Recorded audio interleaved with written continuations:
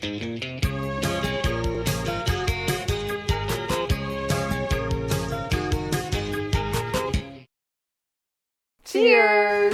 Welcome to MovieBitches. Summer movie wrap-up. It has been an entire summer, and we are catching up on what we've been watching. I would say with recommendations, although I don't know how many I personally would recommend. I probably have more recommendations, but that's because I've been watching films that came out not in this decade, so... I mean, I honestly have been doing a lot of that too. I was like, oh, you know, the original Pink Panther, let's watch that. Watch the Michael Keaton Batman. For the first time? Yeah. I don't think I like Batman. That's fine. I thought you were going to say Michael Keaton and we were going to have a problem. I mean, the movie wasn't bad I'm sorry. at all. You know, I'm fully here for it. Well, I get it. But we will get to the Suicide Squad. I don't think I like superheroes anymore. I don't think I want to ever watch two indestructible people fight ever again in my entire life. I might be done. No, I'm not. I am. I think I'm done. I think I'm done too. Even if I went back. Even if I went back to the good old days. Nope. I think I'm good. I'm full up. What were you going to say? Yeah. Oh, no, I was going to say I felt bad because it was like they finally gave her Black Widow and it was like, you know, get that lawsuit, but didn't care to watch. And I've heard that they were like, oh, Shang-Chi. And I'm like, yes, I love this, but I'm not going to watch this. I don't care. I don't really want to watch anymore. I'm done. Good. Except for Venom. I am still on board for Venom 2. Absolutely on board. But although I still might be like, oh no. Yeah, there'll be a 20-minute chunk where I'm like, oh, and now they're fighting again. Okay, fine. But anyway. First things first. Shout out to our Patreon supporters. $5 a month gets you early access. Oh, you did it too. You forgot. $5 gets you early access. $10 gets you access to our viewing parties. The Cinderella one was a doozy. And not just because Brian spilled champagne all over himself, but... Oh, no. It was fine. But we definitely needed a lot of drinks to get through that one. Was it 2 hours? How long was it? It might have been just under. I think it was an hour and 112 minutes. So I think it was just squeaking by. My internal movie clock has been reset because I've been watching old movies.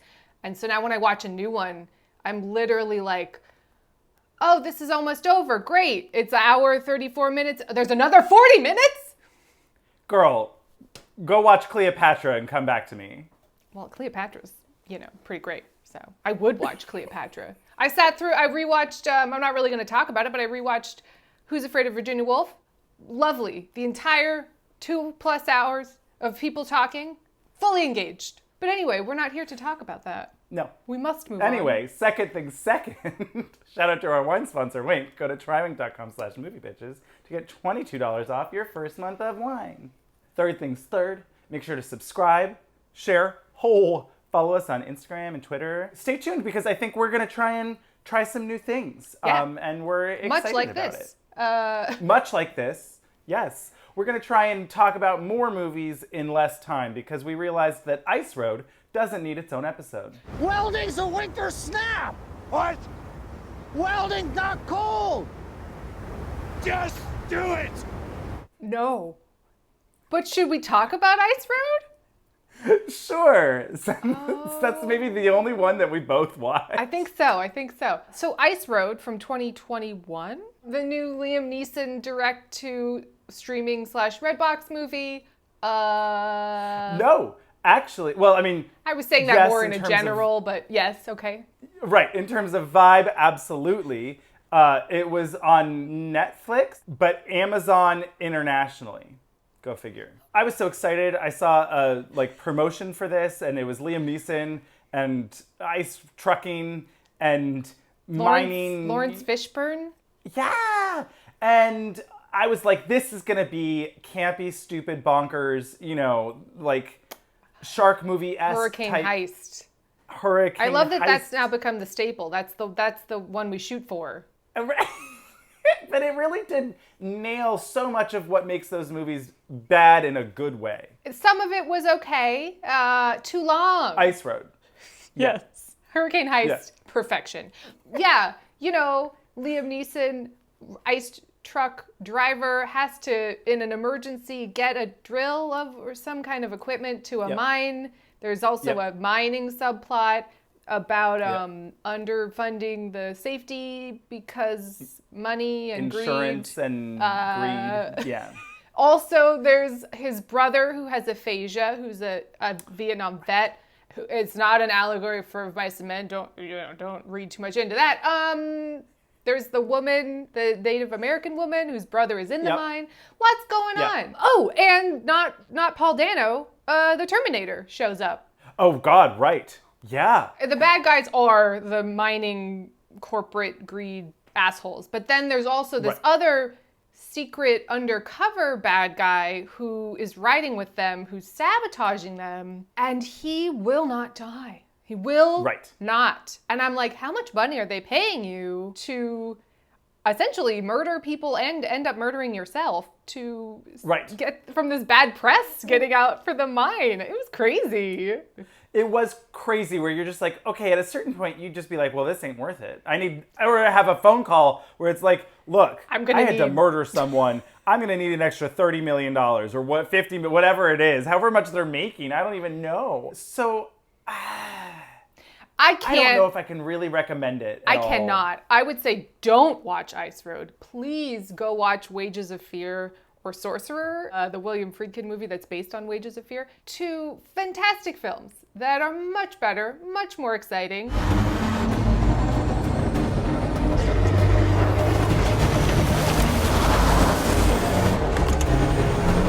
Fancy driving up in here.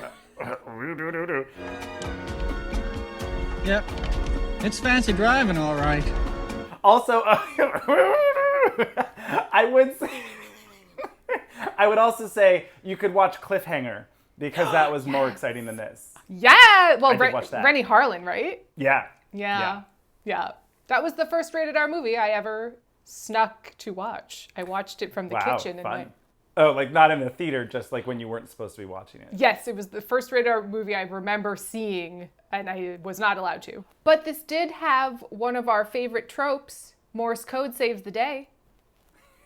I love it. But no, please don't watch it. Please don't. No, don't watch it. But I do think that goes on like the perpetual movie bitches drinking game list. Where it's like, if any of these tropes come up in any movie, Woo! Morse code saves the day, drink. And it shows up in not only trash movies. So, there's that. It's true. It's true. Speaking of Rennie Harlan, there's it's a long walk. Okay, so I watched this movie called The In Crowd because it was directed by Mary Lambert, who directed like the Pet Sematary movies and a whole bunch of music videos. And I was like, hey, Mary Lambert, maybe this will be campy fun. It's terribly boring and bad. Don't watch it. Is it new? No, it's old. It's from 2000. Oh. It did remind me how much I don't miss the early aughts fashion. Oh. Yeah. What were we doing? Ooh. Oh, boy. So many spaghetti strap tank tops. Oof. Yeah. It was bad. Quick side note that made me laugh. There's this one blonde actress who keeps showing up in the background. It's like country club, we're rich, murders are happening. And I was like, I know that bitch. Who is that girl? What is happening? Oh my God, she's the chick from We're Having a Party in Deep Blue Sea. We're having a party, man. That's right.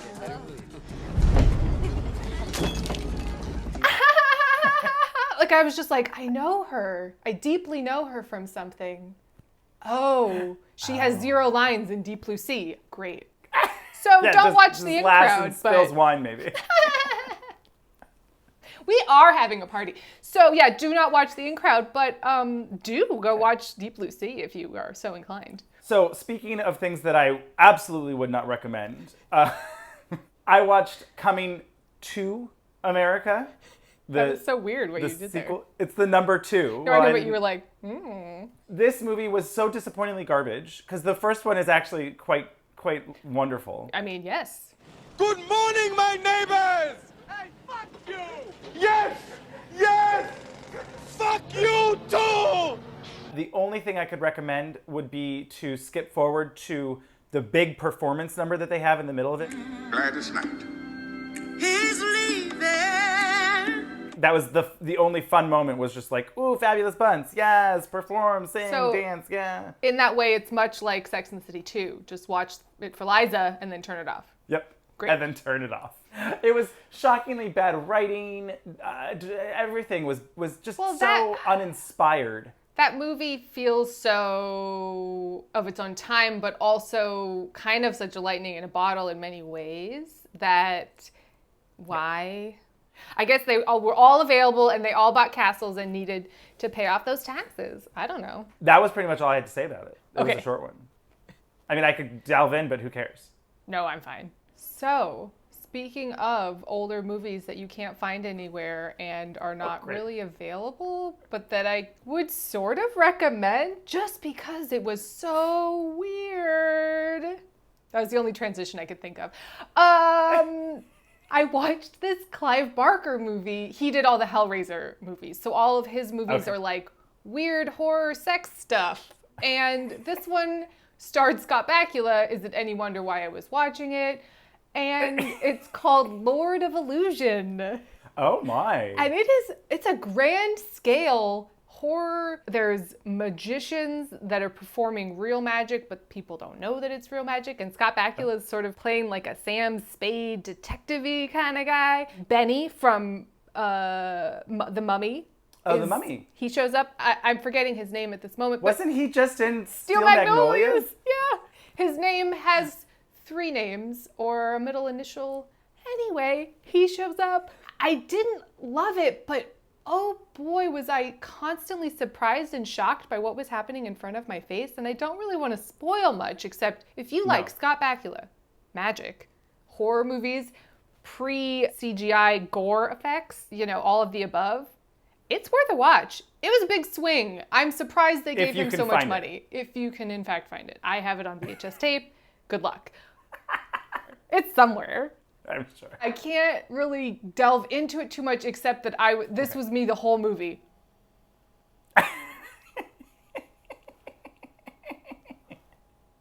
Just fascinated and surprised that so much money was given to this not mainstream plot idea. Sure. So that's Love Lord that. of Illusion.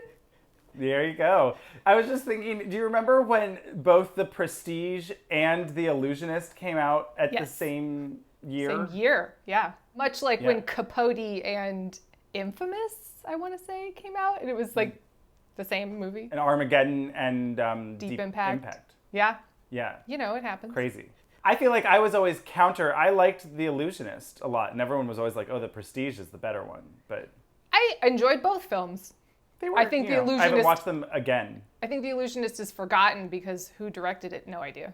Like Prestige is like Christopher Nolan, Sure. I don't know if I knew that at the time. Well, and I don't recall. Now I do. Who directed The Illusionist? No, me either. Except that Jessica Biel didn't work in period time. I remember that. Was it Jessica Biel? I thought it was Scarlett Johansson. No, she's in The Prestige. Oh my God, I can't.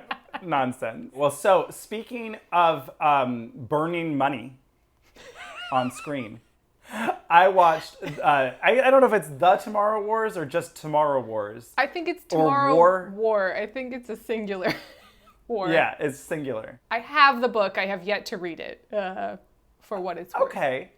I would be intrigued to see how the book, I would assume, does a much better job than this movie, which was honestly one of the worst movies I've seen in a long time.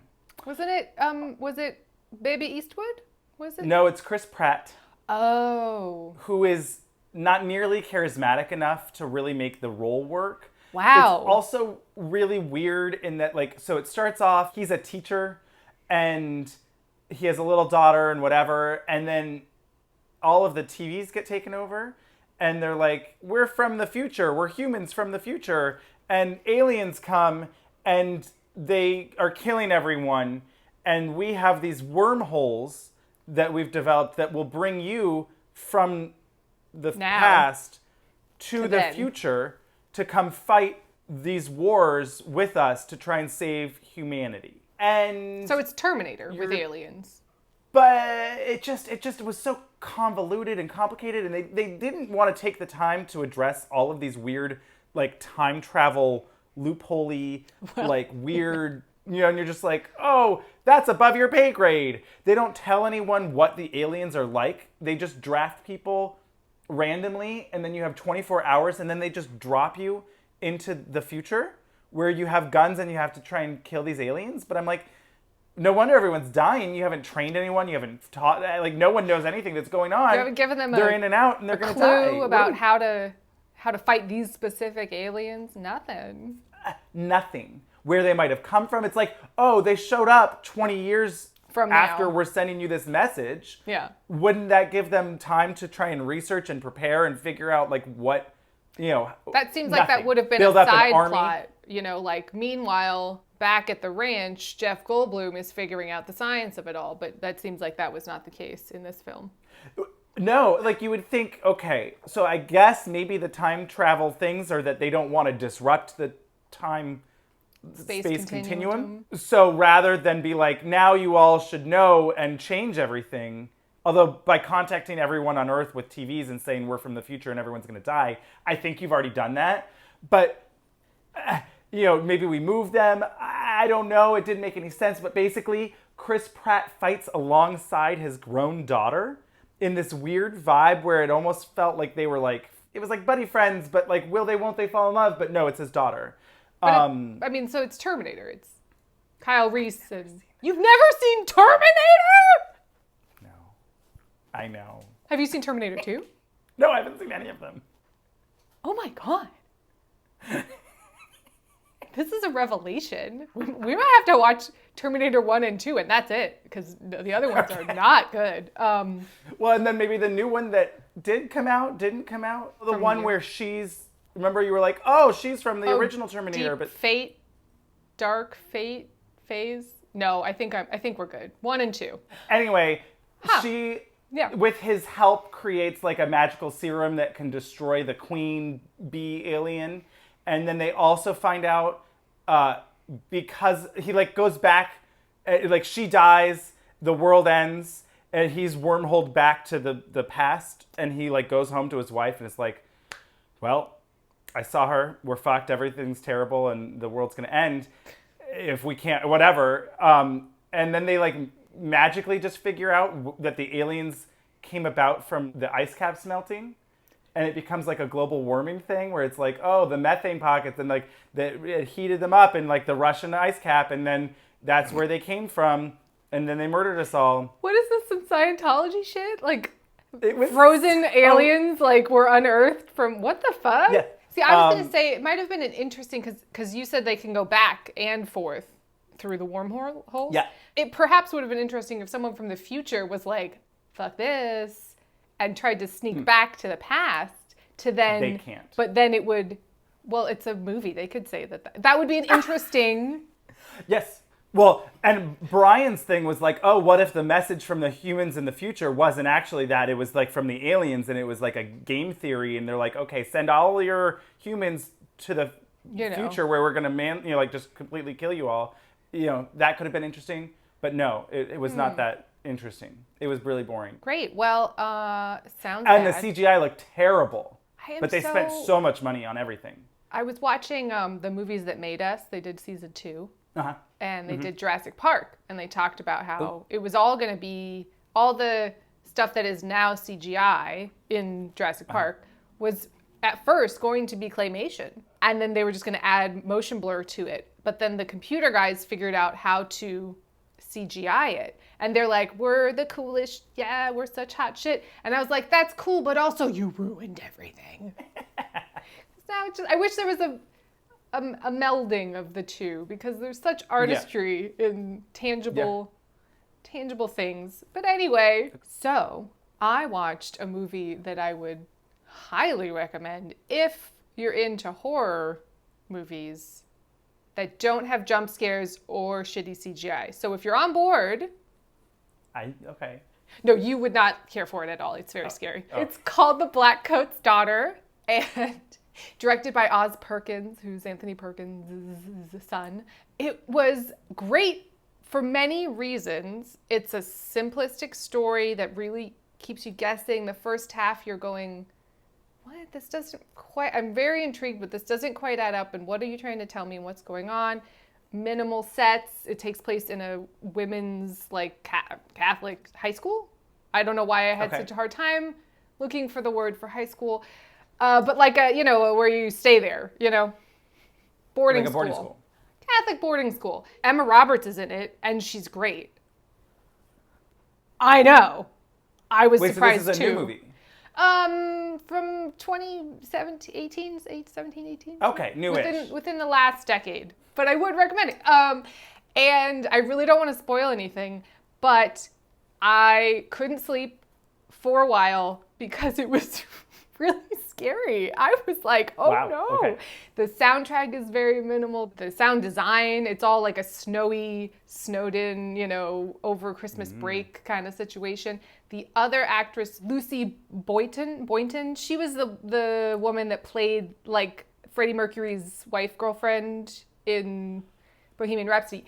Anyway, she was fantastic in it. James Remar shows up, one of my favorite character actors. If you like horror movies that are slow and atmospheric, and you really watch it with the lights out, I was all in. So very cool. Blackcoat's Daughter. So one that I liked, imagine that, right? Was a Hulu movie called Plan B. Okay. And it's two friends that go on a road trip to get Plan B because you had to get it in like a state over because their state was fucked and was, topical. Like, I think even more topical, right? Like these days than ever, which is so frustrating. It was really cute and fun. It's like an adventure movie, friendship and women and all of that. I would recommend it. It was like a fun teen adventure. With some serious undertones, right? It's not just stupid, vapid. Right. A little more going on than your average, but still fun.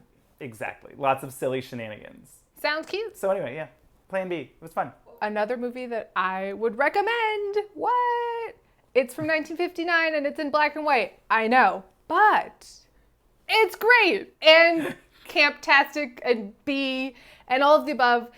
It's Sam Fuller's The Crimson Kimono. It's fabulous. If you haven't seen any Sam Fuller movies, he made B movies. They were disguised as B movies in a way so he could talk about shit that they wouldn't put in mainstream movies. So, like if you've seen The Naked Kiss, highly recommend The Naked Kiss. What? Anyway, Crimson Kimono is fascinating in a lot of ways. On the surface, it's just a murder mystery detective story in Los Angeles. But the really interesting part is that there's two partners. One of them is Japanese American. And he's played by James, I think it's Shugita, who is, you haven't seen Die Hard, but he's Mr. Nakatomi in Die Hard, among other things. He's just a police officer. In 1959, he's Japanese American. Him and his white partner live together, not as lovers, but it is still interesting that they showed scenes of them waking up in the morning and just two people of different races copacetically living together. That's forward thinking for 1959, let's say that. They show a lot of Japantown in the 50s and a lot of his culture, a lot of the crux of the movie is that he's dealing with being Japanese American, and is he American Japanese or Japanese American, and how is things that just weren't really discussed. And it's the plot is a stripper gets murdered and they have to figure out, that's the on surface plot or whatever. But more things are going on, and then it becomes a love triangle between him and his partner and this white woman, another, taboo for the time. Right. So I would highly recommend Crimson Kimono. It's got enough 50s camp craziness, and Sam Fuller's movies are he was a newspaper man. So it's headlines, moving forward, yes, action, what's going on, this over here, blah, blah, blah, blah. It's great.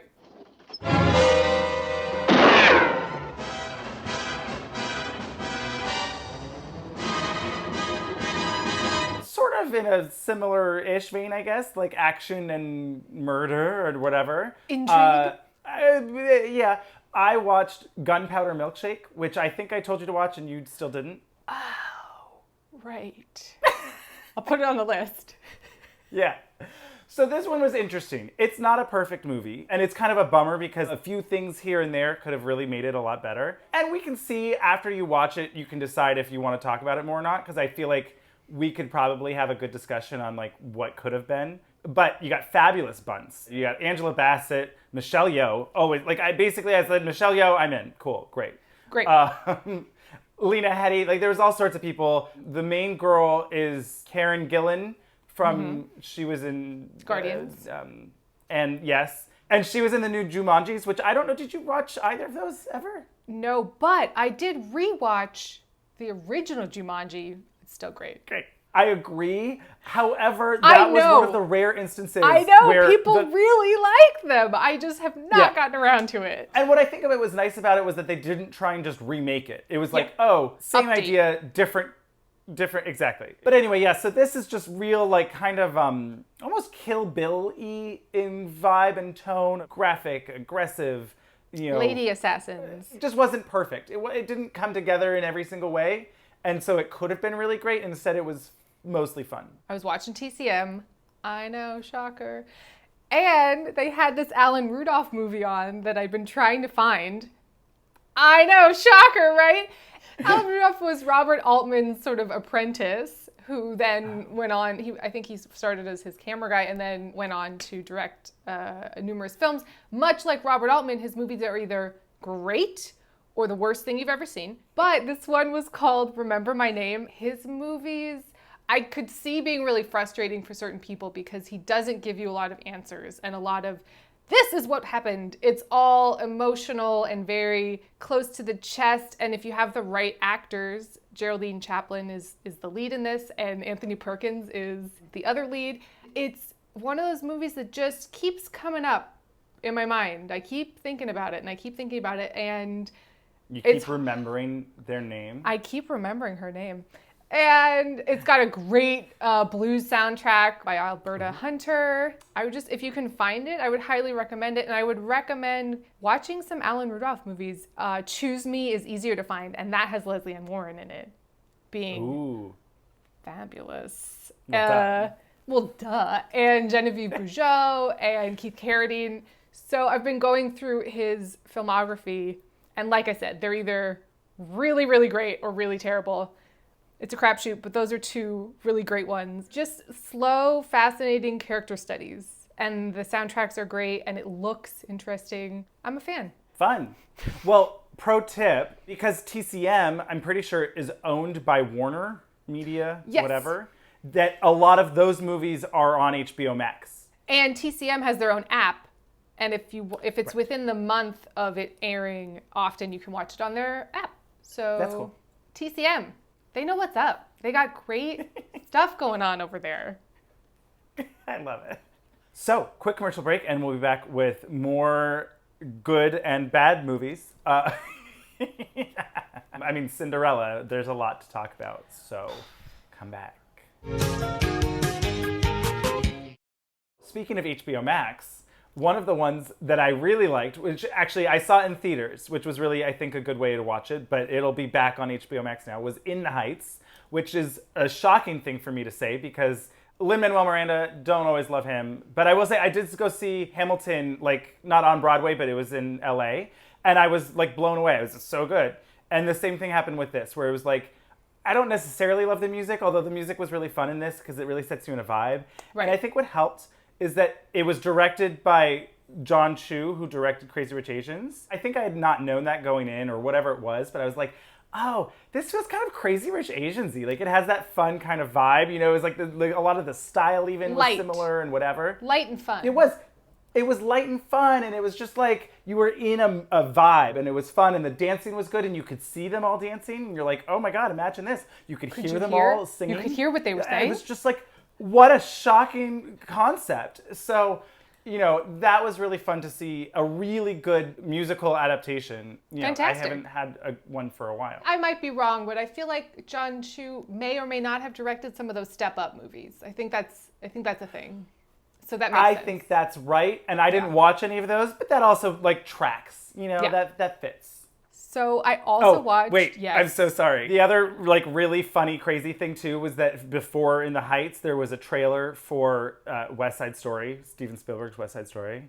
It's like the tone deaf and the...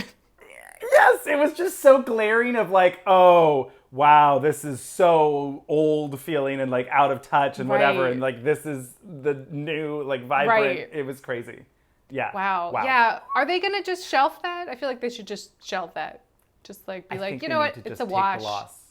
Yep. Just release Rita Moreno's scenes only. And then everything else is just a wash. They could replace... What was that movie, Army of the Dead, that Zack Snyder movie? They replaced Creepo someone after they had filmed the whole movie. Replaced Creepo person whose name I can forget with Tig Notaro. Is that her last name?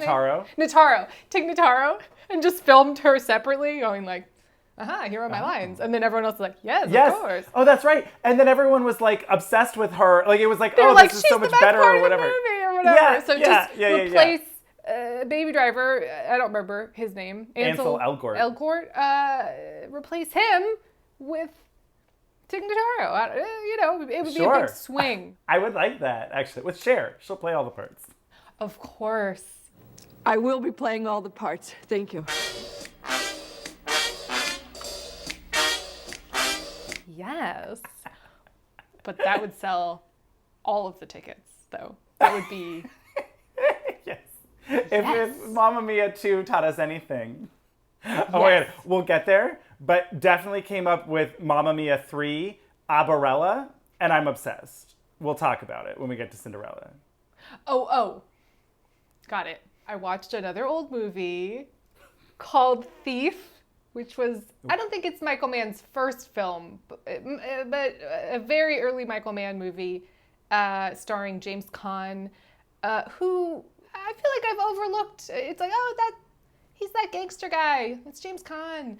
He was so fucking fantastic in this movie. And Tuesday Weld plays his love interest. She was sort of like a sex pot teeny bopper from the 60s. And she's older in this movie. And so it was so refreshing to see someone who was age appropriate for the lead, but also just like, she was such a good actress and had so much depth, and I was so used to seeing her as like beach blanket bingo, cutesy pie, So that was fantastic. Basically, James Caan plays the best safecracker, right? And in Chicago, I don't remember. They're in Industrial City, and it's probably Chicago, but I don't remember. Do you remember that movie Drive? That Ryan Gosling movie Drive? Yeah. It's very. I mean, I feel like Nicholas man who directed Drive owes Michael Mann a check. But anyway, similar character where very close to the vest, but then is slowly, opens up throughout the film. Very much like, this is the job I do, and this is all I do, and I'm not getting tangled up with a bunch of bullshit, and I'm not getting tangled up with the mob. Oh no, I got tangled up with the mob, and what am I gonna, that kind of thing. Fantastic soundtrack by Tangerine Dream. Really good. 1981. Thief. But honestly, though, James Caan should get an Oscar. Drive. Thief. It's very it would be a great double feature, let's say that. Ooh, yeah, I love that. Drive, Thief. Well, speaking of good actors, this movie has none of them. Isn't it amazing when you watch... I feel like sometimes you get desensitized, right? And when you finally come upon like just someone who's really good, you go, oh my God, thank you for connecting with me. Acting, emoting and sharing, yes, it's crazy. A connection that I felt to your character, your person. You didn't even have to say anything, and I get it. Just maybe between the two of us, that we can make something happen, something special, something really nice. Oh. Yeah. So, it's refreshing. It's nice sometimes. Yes. So, unfortunately, he's all that, not that. Well, not that I'm surprised, but okay, yes, not he's surprised. all that. What was fun was that Rachel Lee Cook and Matthew Lillard are both in it. They both bought castles and needed to pay for them?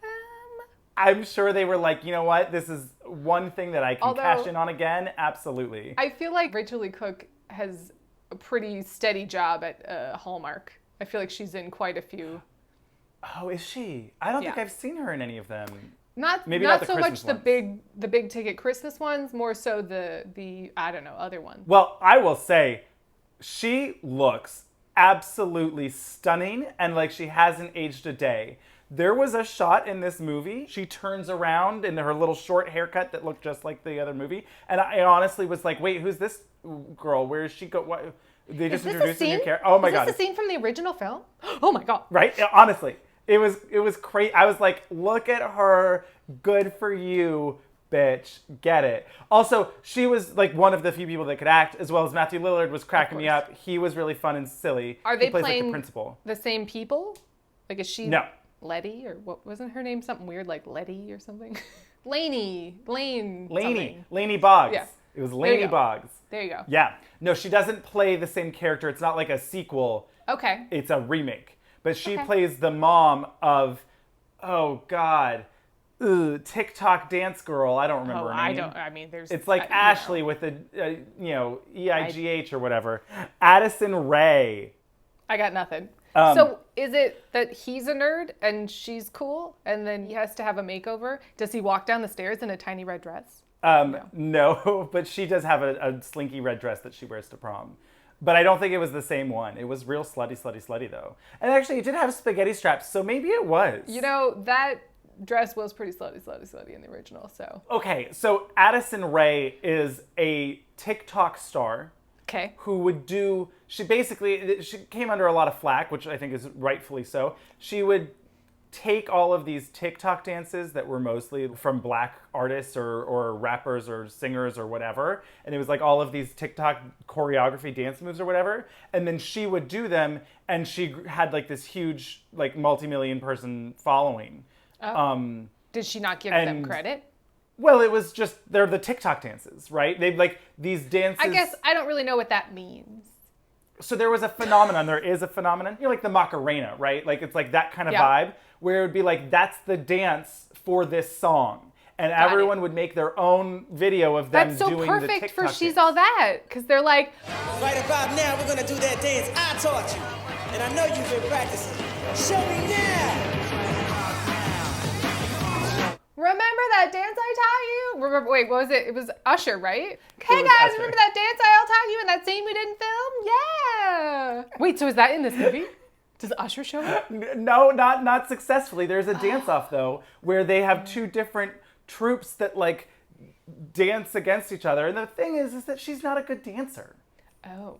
So what was really weird about this was that she plays an influencer. She's like a high school influencer at Cali High, which is just Palisades, Pali High. So is she an influencer at the high school or in life, in the world? In life. Okay. So half of this movie is just talking about how many followers everyone has and how they've lost followers or gained followers and how she's going to have this sponsor who's played by a Kardashian. They're going to pay for her to go to school because to go to college because she's getting the sponsorship because she has so many followers and it's the makeup thing and whatever. She sounds uninteresting. What's going on with He's All That? What's he up to? So he is like arrogant. They said it pretty well in the movie. They're like, he seems kind of arrogant and like nerdy and whatever. And it's like, yeah, he's like the more real character where he's, I mean, much like Laney Boggs was in the first one, right? Where she's like a person with a brain. It was that kind of vibe where he's like thinking, but he's all like contrarian. He's very, you remember Riverdale and Jughead? I'm weird. I'm a weirdo. I'm weird. You remember that? He's one of those. Okay. He reminds me very much of that. They were beating you over the head with the influencerness of it all, and you weren't supposed to like that. It was supposed to be a bad thing, and she was fake because her mom was a nurse, and they lived in a small house, like in the, wherever, but it was like in the school district, so she could still go. But then she would get picked up by her rich friends in front of like a big fancy apartment building down the street and pretend that she was rich and pretend for everyone on the internet that she was perfect. Okay. And it was weird, just too much. It's weird to make both your leads unlikable assholes. That's strange. It was strange. And what was weird was that, like, I mean, he's not fully unlikable, but he was unlikable enough that you're kind of like, So this is what's crazy. Get ready. Who do you think directed this movie? Just like, you know, like, who would be a person that you would say oh yeah, they directed that movie? Freddie Prinze Jr. Oh my God, could you imagine? I would have loved that. No. The same person who directed Freaky Friday, Mean Girls. Oh. Wait. Vampire Academy? Mark Waters. Yeah. He's all that. Yeah, Vampire Academy. Oh my God. All sorts of stuff. But Dimitri didn't show up. Dimitri did not. Oh, Stravoy and Gargoy and whatever.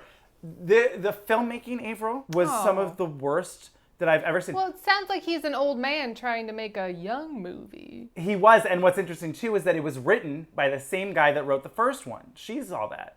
He was 29 when he wrote that. Now he's 50. It felt so much like someone old trying to be young and like trying to understand what the young kids are doing today and the influencers or whatever. And the TikTok. And it was like, this isn't the conversation that, exactly. I was like, this is not the conversation that like Gen Z is having. This is like what geriatric millennials are having. Like this is not the same thing. But also the filmmaking was terrible. It all looked like it was shot on an iPhone.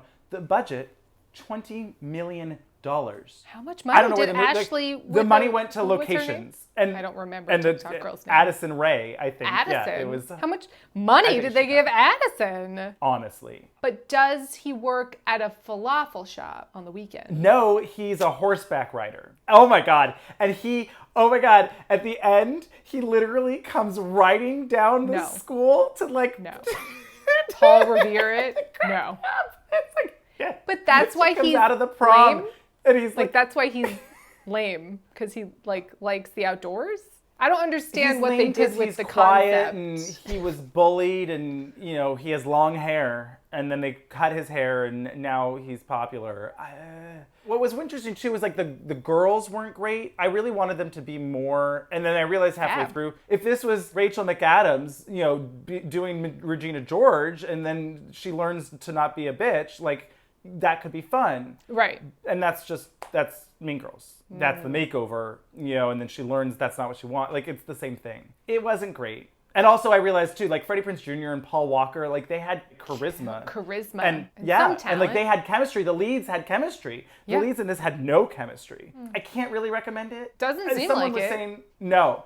There was a review that was like, oh, it's really not any worse than the original. And I disagree because I liked the original. And obviously there's nostalgia there. And I was younger when I saw it and whatever. Yeah. But I just rewatched the richer, you know. Well, they played that. And she goes, why do I know this song? And I'm just like, oh my God. But see, like there was some stuff where there was like, okay, I love this. This is stupid, schlocky, meta nonsense, right? Right. But you need to have charisma and like likable characters. And fun. Even though Freddie Prinze Jr. is like a jerk, you still like him. And you're like, oh, he's going to grow. And even though Lainey is, you know, perpetually being a bitch, you're like, yes, bitch. So, yeah, no, that's a bummer. Yeah, it's a bummer because it could have been there. I think they just needed more talent and better actors. Like, these aren't actors. You know what I mean? They're TikTok people. Yeah. Well, that sounds terrible.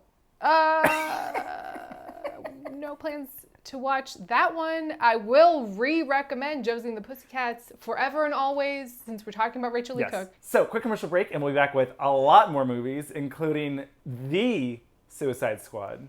Not to be confused with Suicide Squad. It's the dumbest thing I've ever... The royal The Suicide Squad. I watched a terrible movie called Demon Wind. Oh. That is, I believe, free to watch on YouTube. Demon Wind is like a blatant Evil Dead ripoff. And now, my pig, you die. No. No.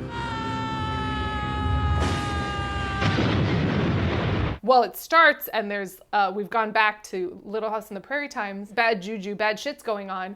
And then we cut to Corey and his girlfriend driving in a Jeep. I don't know if Jeep gave this movie money, but there was lots of Jeeps. Lots of Jeeps. Oh my God, wait, I'm so sorry. I'm so sorry. I forgot about how blatant and terrible the product placement was in He's All That. Where literally in one of the scenes, Avaryl, they go up to a party. He's like, we should leave. Well, we can't leave yet. I want to get some free Pizza Hut box.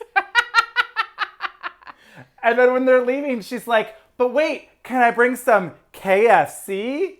But was it like a joke, or was it? No, it was. I mean, it was like. But it wasn't Snapple sure is great, but like no, it wasn't like Wayne's World. Contractor, no. I will not bow to any sponsor. They should have just leaned in. It would have been great to integrate her product placement into her TikToks. Yeah. Hey guys, today I'm promoting Pizza Hut because it's really good for your acne. Anyway, I'm sorry, Demon All Wind. that money went to Addison, last name Honestly. insert here. But Demon Wind from 1990, I want to say.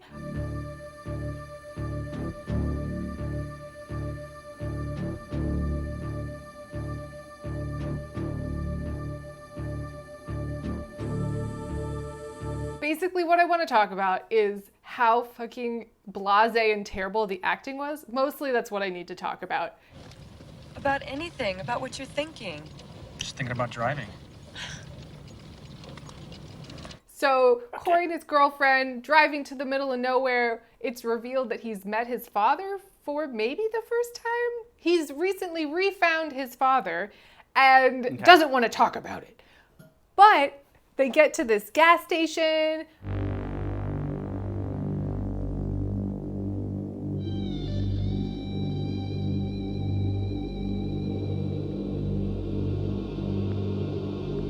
Oh, hey, it's weird shit's going on, whatever. Then 3 more Jeeps show up. I don't know how Corey has so many friends that on a whim. Why'd you bring us up here? Found my father. Is he okay? No, he slit his wrist the day after I saw him. He seemed to say, hey, I found my dad. He slit his wrist the day after I refound him, and I want to go up to this haunted farmhouse that he was born in, where my whole extended family was murdered back in the 30s. You guys want to come? I mean, I don't know if that's how he presented it to them, but there was no plan. There was no Airbnb situation. I mean, I know it's 1990. I mean, I wrote it down. The amount of friends they agreed to come and join him on this demonic adventure. Okay, we've got Corey, the main character, Elaine, Harcourt, Stacy, Chuck, Jack, Bonnie, Dell, Terry, Willie, Rena, and Harriet. That's like 11 or 12. Yes. Where are they all sleeping? Thank you. I mean, they're not, because they're going to die, but like. The best part is, so they're all, oh no, demons, blah, right? And halfway an hour into the movie, 2 random new friends show up and they're like, hey guys, we didn't think you were coming. Die immediately. Oh, whoever it is, they gotta go away or they'll be killed. It really, really got me. Like, they were just like, hey, what's up? Oh no, we got killed by a demon. Oh no.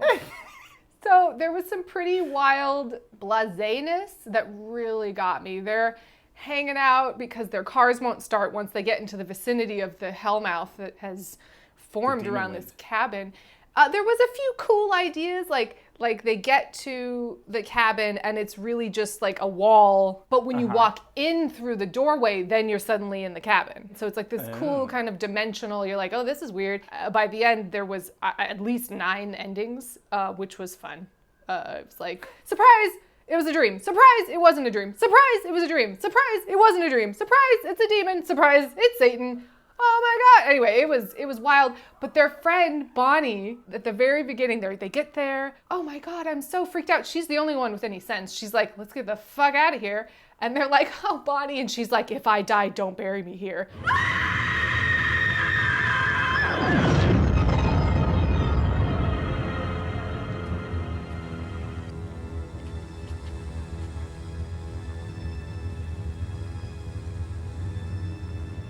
You lied.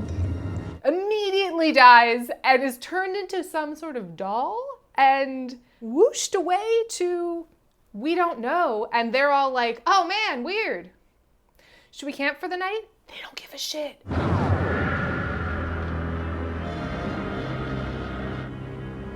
Now what do we do, Harmon? It was wild. They don't talk about Bonnie at all. She's just a doll now. That was Demon Wind. Pretty good bad movie. Pretty good if you're looking to drink something while you're watching. This thing's about this big. What's so funny? Nothing, Del. No, what is it? It's such a little thing, Del. It's not worth mentioning. Pretty silly. Free on YouTube. Love and you it. get to watch, just new. Oh, there they showed up. They're gonna die. Oh, look at them. They're gonna die. Easy now. Don't hurt the rabbit. So I watched one that, again, I don't know where I would put this one. I watched one called Vacation Friends. Oh God, I forget who's in it, and I should probably look it up, but I don't know if I care. It's like two different friends, like couples that meet on vacation and then like become friends, but like one couple is obsessive and like thinks that they're closer friends than the other, was just kind of trying to get rid of them. But is it like a comedy or like a... It's a comedy. John Cena is in it. He's kind of funny. Meredith Hagner. What's she from? Search Party. Oh my God, in Hits? Do you remember Hits? I hated that movie. Viscerally hated that film. It's like one of those where you could easily watch it with a bottle of wine and like not care. Maybe you're making out half the time. It's like a Netflix and chill type vibe. It's on Hulu. Based on your description, that sounds like a movie I would not care about at all. I don't think it's certainly not one that I'm like, oh, I would watch that again. It was fine. Did I hate it? No. Was it bad? Kind of, but like not in any serious way. So I couldn't be angry at it, but I wasn't like, oh, that's a good one. You should watch that. Okay. Vacation Friends. Well, speaking of John Cena, we can talk about the Suicide Squad.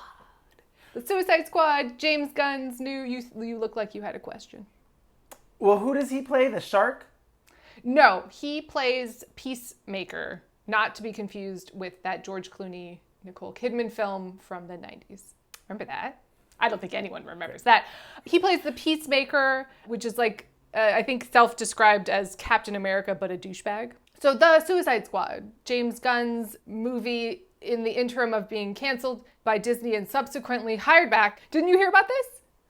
No. Oh, maybe I don't know if we have to get into it, but someone unearthed like 10-year-old tweets, a numerous amount of year-old tweets that were insensitive and sort of homophobic, sort of insensitive, sort of just like bad jokes. I haven't read the tweets, but that is my sort of memory of it. He then apologized previous to this happening, I believe, and then Disney was like, get out of here. What did he do for Disney? Guardians of the Galaxy. Oh. Both of them? Yeah, it was like a whole thing. Then DC was like, you can come do Suicide Squad. And then Disney was like, oh shit, come back. We might cut all of this. So the Suicide Squad, James Gunn's new movie. I was quite excited at the onset to watch this movie. I traditionally like James Gunn movies. Guardians of the Galaxy, Slither is really fun. I didn't have high hopes, but I hoped I would enjoy it. Let's say that. I guess what I would say is the Suicide Squad is uneven. There's moments where it's really funny, and then there's long stretches where I was over it. I think part of it is basically superhero fatigue. Like this is, head and shoulders above some of the other generic superhero movies that I can't think of at the moment. In its like creativity, its originality, it tried to do something. It went to an Outer Limits place. Let's say that. Wow. I think if you like superhero movies and you are into James Gunn, you'll like this fine. It's too long. It's like 2 hours and 12 minutes. And my biggest issue with it was sort of the structure. So, spoiler alert, the beginning of the movie starts with introducing characters. An old standard for Suicide Squad movies. This is so-and-so. This is so-and-so. That's so-and-so. This is so-and-so. Hey, guess what? It's so-and-so. Oh, but thank God Michael Rooker is there, who I love. But he's in like a Gandalf wig. It wasn't. I'm sure it's like comic appropriate, like to the character, but it was... Sure. But anyway, they're flying on a mission. They're going to get there. Harley Quinn is there. She's being sassy. Wait, sorry. Pause. It's the same cast. It's like half the same cast, half not.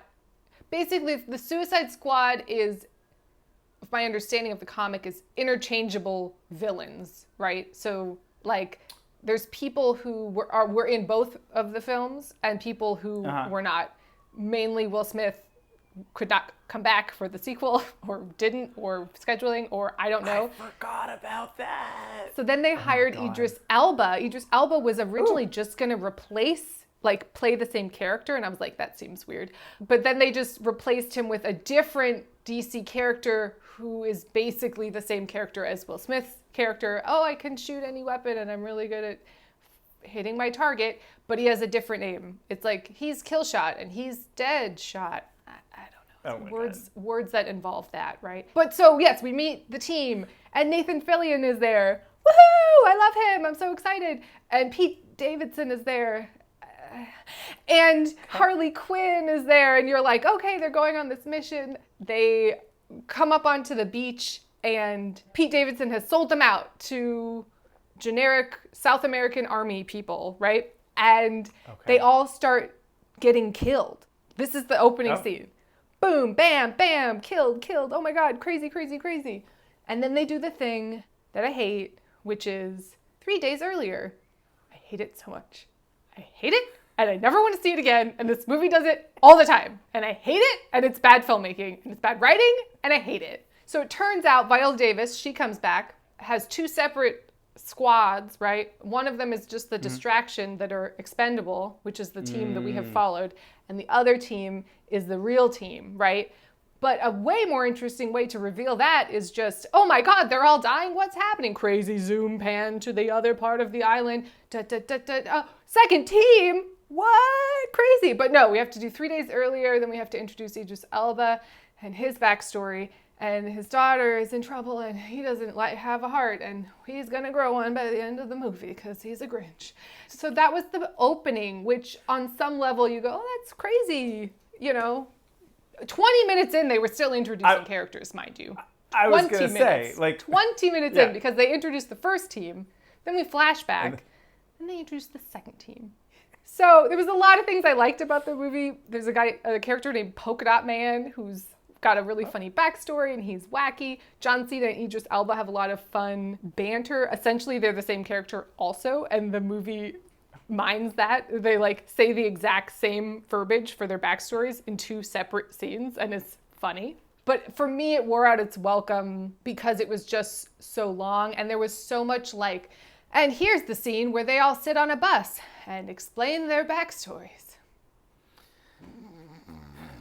You know, it was that. It was like, and here's the scene where they all bond as a squad and get drunk in a bar and dance to a montage. You know, I don't know. I was just like, I'm good, and I don't know if that is purely superhero fatigue, but at like an hour... It's bad writing, though, too. That, too. An hour and 34 minutes in, I literally paused it and went, great, this movie's almost all, why is there 44 minutes left? Versus! Fun, lots of twists and turns. Basically, he's trying to do, like, The Dirty Dozen or Wild Bunch, but, like, with a supervillain movie. Harley Quinn is fun, as always. I think Birds of Prey is a better, tighter movie that's just... better in general. I love Birds of Prey. You watched it? Did you dislike it? Maybe it's just also a little bit of fatigue for me. I was just kind of like, meh, I don't care. I got into the team more in that. Like, I was like excited about getting the team together, and I liked all the characters. And they were a hodgepodge of like good guys and bad guys and this and that. Sure. Ewan McGregor was not good. Not good. Not good. But I did enjoy that more. Again, I watched that like a year ago, so, you know, time. Sure. Oh, yeah, and so King Shark, you were talking about. Yes. So Sylvester Stallone plays the voice of King Shark, which is like again, I was like, oh, okay. I really miss Ron Funches from the Harley Quinn cartoon. He really has brought out a lot of King Shark character that I enjoy. We put the profile up and we're not getting any bites. Is that a shark joke? If so, it's very funny. I think I'm enjoying cartoon superhero stuff more because there's an unreality to it, and you can do anything, and it's serialized. Like, I think actually I might have liked this better as a mini series. I mean, if you thought Demon Wind had a lot of characters, oh my God. We got the first team, which is like 7 people. Then we got the second team, which is like 5 people. Then there's the president of insert fake South American island country here. Then there's the general, because the president and the general had a coup, and also his team members. But then also there's the guerrilla freedom fighters that are helping them in the jungle. And then also the guy from the thick of it has stuff sticking out of his head. And I'm probably forgetting people. There were so many fucking characters. Taika Waititi shows up in a flashback as Ratcatcher 2's daughter. You know, I just think I'm good with these movies. That's all I can say. I understand why people really like this movie. It's getting really good reviews. People are like, yeah, they let him do whatever he wants. Warner Brothers was basically like, do what you want.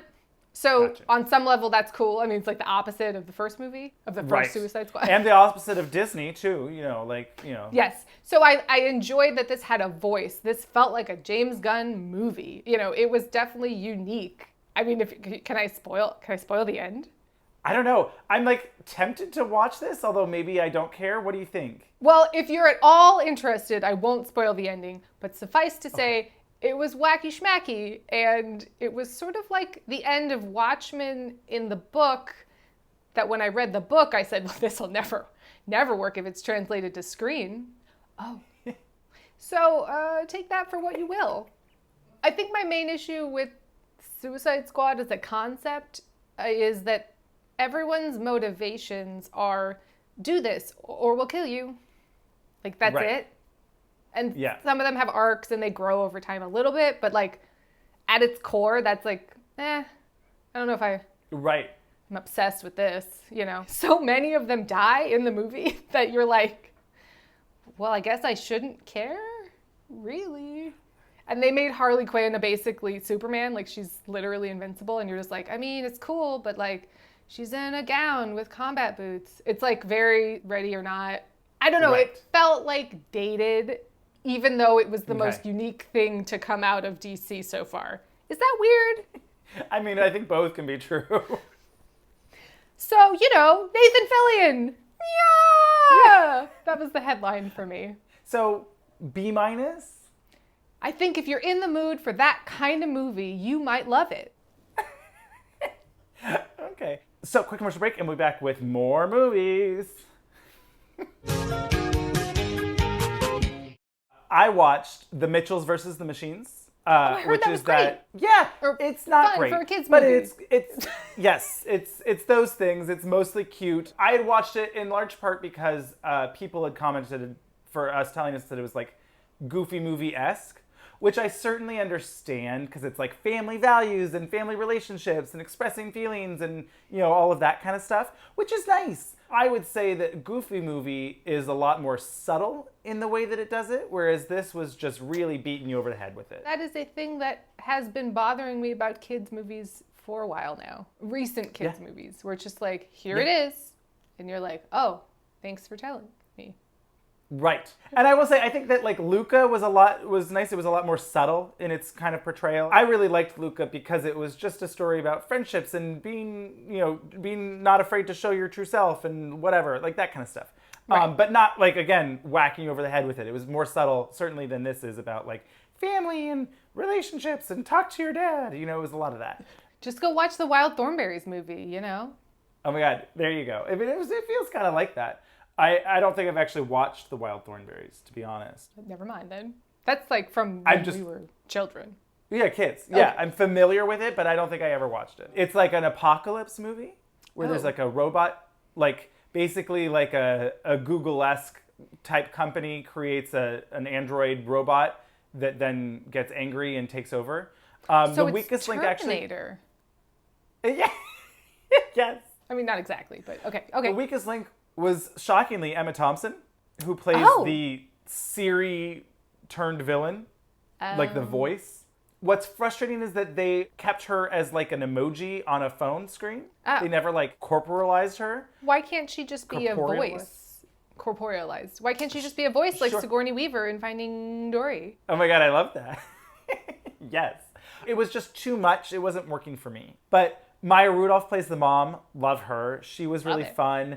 There was some nice teamwork and bonding and whatever, and it was mostly pretty cute and it looked cool and whatever. So it's certainly watchable. It's definitely a kids movie, but it was cute. And higher tier of kids films. Yes, absolutely. It's like a family movie that adults can watch and not hate, and it's not super vapid like fucking Secret Life of Pets, where you're just like, this is stupid. There's at least a moral and some guidelines of stuff that there's conversations. Speaking of, I don't have a transition. TCM. Yes. I watched a movie that was on Noir Alley. They've been doing a neo-noir series where it's sort of, later noir at neo-noir movies, right? And there was this one called Warning Shot, starring David Jansen. He was like the guy from the Fugitive TV show that you definitely did not watch. I also didn't. I just know this from pop culture. Anyway, it came out in 1960 and was really good. I have one major question for the whole movie. We'll get there. So David Jansen plays a gruff cop who says 3 words of lines to anybody, and they're staking out this apartment complex. It's a foggy night, and they're looking for a serial killer of women. This man is killing women, right? And he runs into this guy who's acting suspicious. What's going on? He's being evasive. He's like, obviously this is the guy. The guy pulls a gun, so he shoots him, and he falls into the pool. And the plot begins because they can't find the gun that the guy, the suspicious guy, supposedly pulled on him. Even though as an audience member, we defo see it, which I think was a flaw in the movie, because then you're sort of going, no, but there definitely was one. No, but I was there. I saw it, and it was... No, but it was like 100% a gun, though. But I saw it. No, it wasn't like, oh, maybe he was holding a sausage. It was definitely a gun. Oh, no. So the whole plot is he has to try and solve this mystery, because it turns out the guy he shot and killed is like a doctor who's well respected and blah, blah, blah. And so there was a lot of things that were super topical, police issues, all that sort of stuff. And it was really a fun 60s vibe. It looked great. But so basically, I won't spoil the movie because I really did enjoy it. But I will spoil one thing that never gets resolved. The whole movie, he's trying to clear himself of his innocence and get to the bottom of this big, big sleep-esque conspiracy, what's actually happening. They never talk about the serial killer guy again. There's never a mention that they found him, that they're still looking for him. We don't know if he's continuing to murder women. Like, the movie ended and I was like, wait, but there's a serial killer on the loose and no one's talking about it. Oh my God. So we've gone through, he's met all this cavalcade of characters and he's uncovering corruption and all of these things and blah, blah, blah. Right. And every character actor of the week shows up. Lillian Gish shows up. Everyone's there. It's fabulous. And you're like, yes, these colors. Oh my God. Where's the serial killer though, guys? I really think that this is more of a priority than David Jansen getting his pension. I think we should focus on this. So, wow. Anyway, Warning Shot, fun. It has like fun colors. Like, it looks like a 60s movie. It's entertaining. The soundtrack is fun. And all these character actors show up to do, their little characters. And the twist and the reveal at the end was satisfying. So I would recommend it, except where's that serial killer, man? I really want to know. Yeah. Oh my gosh. So speaking of mystery, no, I don't have a transition, but... TCM. No, this one was not a TCM. I do have a fun story about it though. So I rewatched Wild at Heart. I think my favorite David Lynch movie, controversial, potentially, statement. Some people don't like it. Nicolas Cage, Laura Dern. The whole movie feels like you got shot out of a cannon. We got some dancing to do.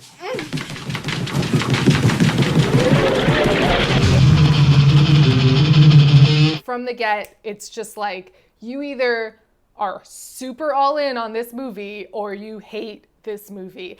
And it won the Palme d'Or. Yeah. In 91, 92, like early, right around there. And apparently people were so mad that it won because it is like a controversial, like David Lynch is pretty divisive, I would say. And Sure. apparently, like, Roger Ebert was, like, leading the guard to boo that it had, like, won. You are one big, stupid asshole. And I was like, fuck yeah, Wild at Heart won.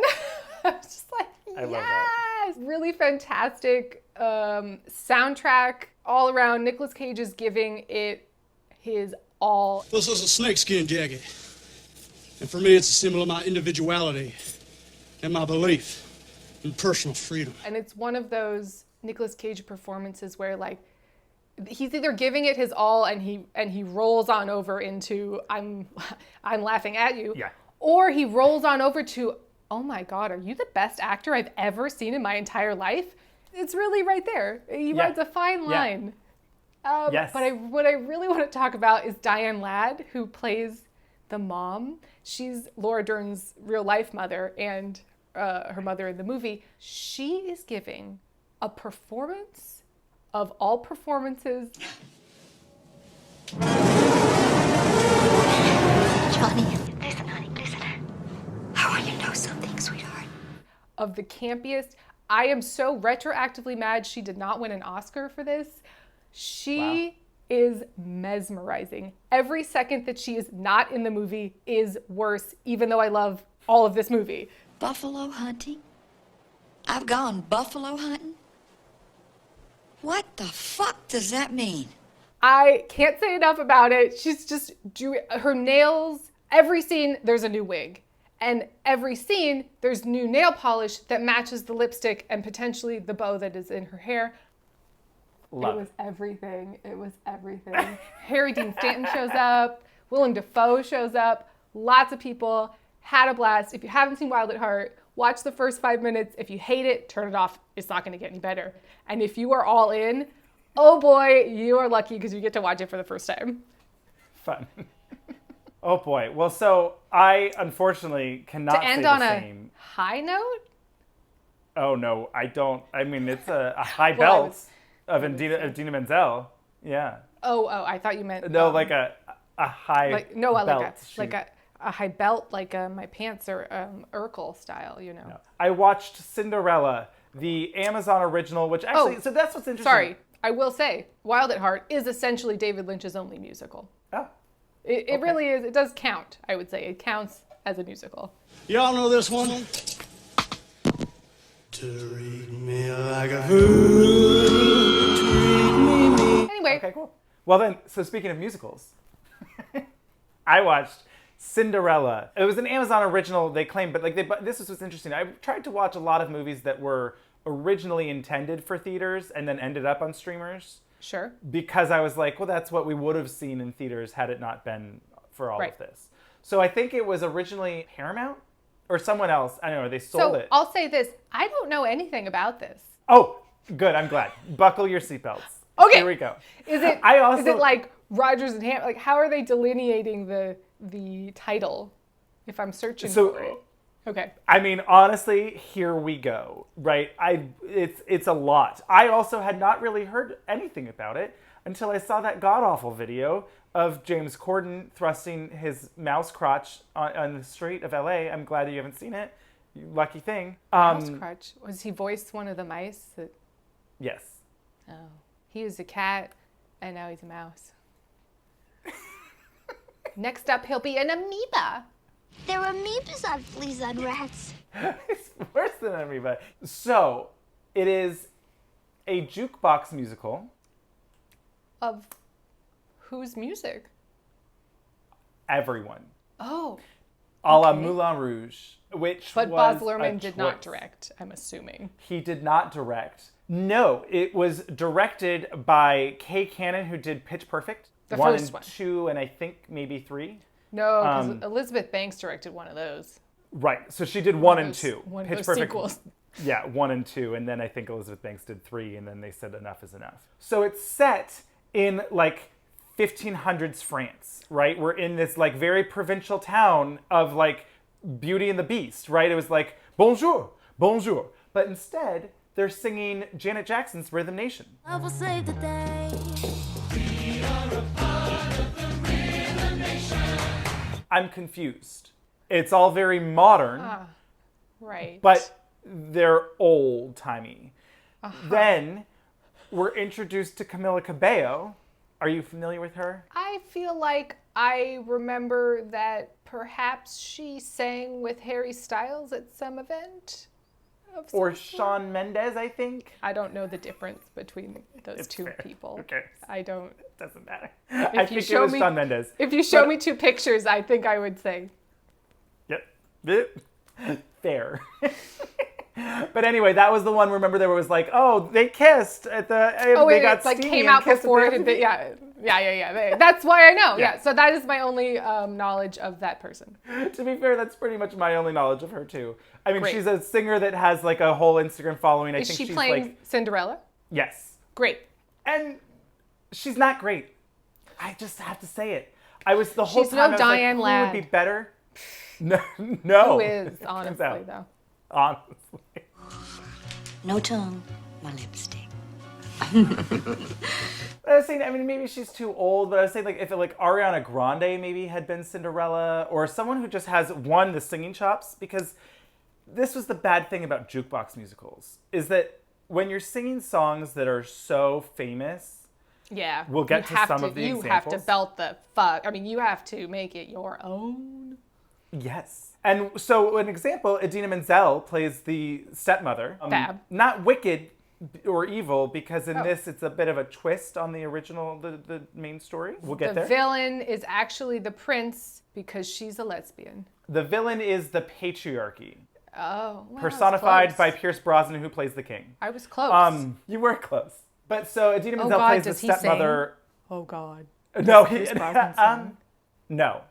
Okay, I think thank God. I was waiting for them to make a joke about it. I'm pretty sure they didn't. By the time that it would have been his time to sing, I was very drunk. Does a red scarf like float by? No. Okay. Okay. Minnie Driver plays his wife, the queen. Oh my God. Love her. He She's has two parents? In it very much. What? What? Yeah. Two whole parents? Well, the prince typically has two parents, doesn't he? Does he in the play? Is the wife around? I thought it was I thought it was just the bachelor king. No. I don't remember. I always thought for some reason it was his two parents, and they're like, you have to get married because your dad's sick. I don't know. I could be wrong. Whatever. Continue. So Camila Cabello doesn't want to fall in love. She doesn't want a prince. She wants to be a dress designer. Great. She has all of these sketches. She's singing her song. I forget what song it was. You gotta be bad, you gotta be bold, you gotta be wiser. That was where I was like, oh God, we're singing this song right now? It was almost Vanessa Carlton-y, like, making my way downtown, fine. Like it was that kind of vibe. But it doesn't matter. So I was like, oh shit. And that's when I found out it was a jukebox musical. And I was like, this is a disaster. Rhythm Nation didn't tip you off on that one. No. Didn't tip me off. I don't know why. I just was like, well, maybe this is a weird choice or whatever. I was like, it was the first song. We'll see where this is going. Then they started kind of like mashing them together where she's singing and then the Rhythm Nation comes in. Oh, and I was like, oh, this is the Pitch Perfectness.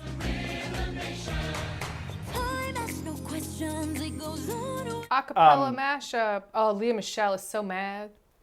So mad. It was all very Glee, too. That was the thing. Where it's just like, some were a lot more successful than others. The real big highlights were Billy Porter. She saves a little caterpillar from being bitten and eaten by a spider. I was going to say, I'm assuming he plays the fairy godfather? Mother! Is it the fairy godmother? Right? It's the fabulous godmother. They changed it to fabulous instead of fairy, because I guess he's not a fairy, he's a butterfly. So it was interesting. In all of this, I was trying to figure out, what is the history of Cinderella, right? Because I've seen pretty much all of them at this point. It's not Hans Christian Andersen. Apparently it goes back to, ancient Egypt was, the first, the story is, thousands of years old or whatever, and it's kind of, iterations of it. It's obviously, it wasn't called Cinderella in Egypt, but in English, sure. That's where it kind of, French was where it was first really kind of written and popularized, so that's why it takes place in France in this. But well, that makes sense, because Ever After, I think, is in France. So. Yeah, so Billy Porter, fabulous. Really just standout performance. He really rocked it. Did he bring his own costumes? If he didn't, then he had a thumb on the scale of it in designing it. It was that kind of vibe. I would love if he just came in his Met Gala camp, Cleopatra shays and was just like, yes. Yeah. Right? Remember that? When he was brought in by all those menses? Yes. His outfit was fabulous, and he was great. I loved it. Idina Menzel was actually quite good. She sings Material Girl. She is great. That's what, at first I was like, oh, no. And then I was drawn in. Out. And I think the thing is too is that she has the vocal talent, like probably more talented than Madonna in terms of just vocal range, not charisma, obviously. But of course. That one was actually a really fun number. So that was the two highlights, I would say. The lowlights, the Prince and Camilla had no chemistry. She was a pretty bad actress. He, at one point, is lamenting that he just wants someone to love. Can you guess what song that he then sings? I want to know Can anyone what love find is? him? Oh. Somebody to love? Can anybody? Oh, boy. They did that on Glee, yeah. It felt very Glee. And I was like, this is awful. And I said, fuck you, movie. Brian left the room. And I was like, I can't wait to tell Avaryl about how they just did Queen and it was awful. Can anybody find me? And unfortunately, he did not have the range. And it's like, you are not Freddie Mercury, sir. You're not Shirley Bassey. Very few people are. But so that was where it really stuck out as like, ugh. And then obviously the lowest of the lows was James Corden, who plays one of the mice. And I think the most terrifying visual I have seen on film in, I could easily say a decade, if not longer. Including Cats. Or he's a human, right? That as the magic is wearing off is turning back into a mouse. And his tiny body is a mouse, but he has a balloon stuffed head that is James Corden that he's talking to me like, oh no, I don't want to go into a mouse again. Ah! Absolutely awful. I don't know who allowed that. It was terrible. Wow. Well, that sounds like a big old skipper. It is and isn't. Like, I mean, Brian and I had fun getting drunk and watching it because some of it's fun and some of it's not. Like, honestly, you could just put it on and watch her sing Material Girl and, say, hey, Minnie Driver, how you doing? And then call it a day. Hey, girl, what's up? What you been up to? I haven't seen you in a musical since Phantom of the Opera, Joel Schumacher. Remember that? She played like the operatic singer in that. Remember that? Yes. Yeah. We gotta rewatch that movie because I feel like it's even worse than I recall. And that was pretty bad at the time. Yeah, I'm sure. Ups and downs here. Like it was a little too on the nose about everything. She's a girl boss. Oh, she wants to sell her dresses, but that's not allowed because she's a woman and she can't own a business. You like her, I'll make sure he gives her enough money. She can have a dress shop. And everyone seems surprised by this, including her, as if this was not the world that they were all living in. And the prince is like, oh, you can't sell things? Well, there's nothing I can do about that. And the king is like, well, that's just the way the rules are. Oh, and they have a weird daughter. It felt very kind of Christmas Prince-y, where they had like a daughter that like wanted to be it's like queen. Much younger. But they were like, no, you can't, because it was not that much younger, but she's younger. They're like, no, you can't be queen because you're a woman. And I'm like, this is stupid. Also, it was so weird to have the juxtaposition of like modern songs and some of the modern costuming where you're like, but this is like, he's wearing just like fucking All Saints or something. Like this is not a costume. This is like modern clothing almost. And then they're talking like they were stuck in 1500s. I'm confused. Oh, no. Sounds like you should just go watch Cinderella. That seems like a better use of your time. Or also, in all honesty, I was thinking about it, I was like, first of all, Julie Andrews, but I think the Leslie Ann Warren one might be my favorite of the Rodgers and Hammerstein. I really like the Disney one too. Of course. I haven't seen it in a while, but in a while. But of course, also the Brandy and Whitney.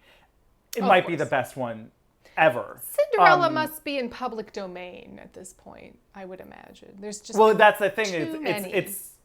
It's a generic thing, yes. And I liked the updating of it, of sorts, but it was like, well, if they're not going to get together, or they do, but like they don't care, it seems. I'm like, I don't know. They haven't figured out how to rewrite the rom-com for now. They just haven't figured it out, really.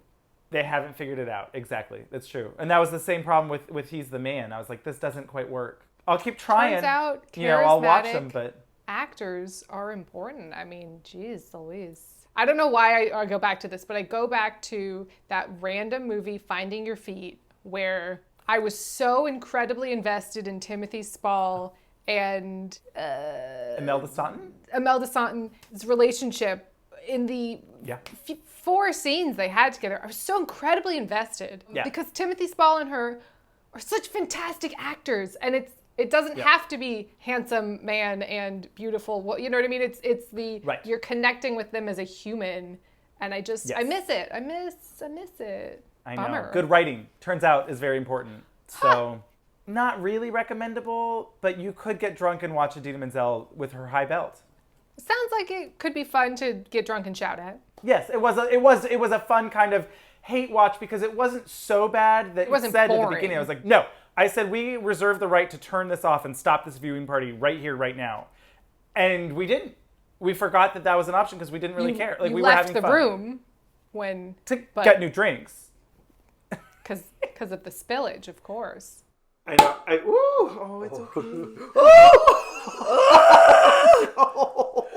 Well, we had some ups, we had some downs, some recommends, some avoids, some Yes. We got them all. We got them all. New, old, nailed it. It was a good summer of sorts. Yeah. Cheers to Diane Ladd. I tell you, when you watch it, you're going to be like, oh, bitch.